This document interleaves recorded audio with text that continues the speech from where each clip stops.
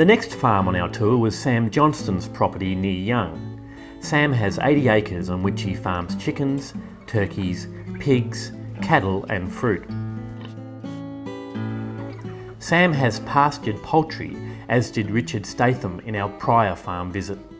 Yet Sam has found 50 birds per pen to be the optimum, whereas Richard ran 100. Sam has also set up his own on-property abattoir.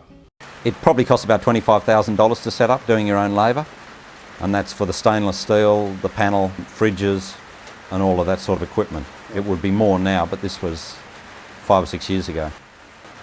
We're running 200 a week. We do them for about 40 weeks of the year. We have a break in winter and also a break just after Christmas when the restaurants and everything shut down. And we have a customer base of about 200 people in restaurants, and to them we market the meat birds, the turkeys, the pork, the beef and the fruit.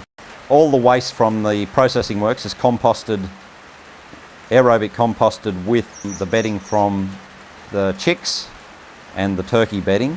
It's layered in bins and is composted on site. It's not turned, and then after 6 months or so it's spread around the fruit trees.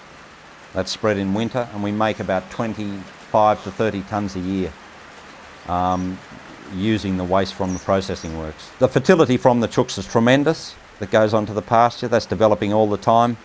The species have changed dramatically in the last 4 or 5 years, and all of that fertility has been captured and not lost. Sam has determined how much each bird costs through the production cycle. We work on a margin of $3.50 to $4 a bird net at the end of the cycle. That's taking into account the buying them in as day olds, which is at $1 a bird, and the feed costs.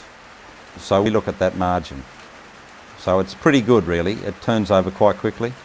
Being organic, Sam's profits per bird are quite considerable.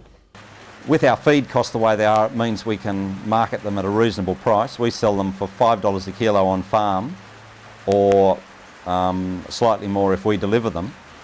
People mainly buy them because they taste differently. They know the way they're raised. They're not in a big shed. They know it's not a polluting production system, and they like the way it links in with all the other things on the farm. They always move onto fresh ground, and they don't go back onto the old ground for after a year. So there's very little disease problems in terms of coccidiosis or bronchial troubles or anything like that.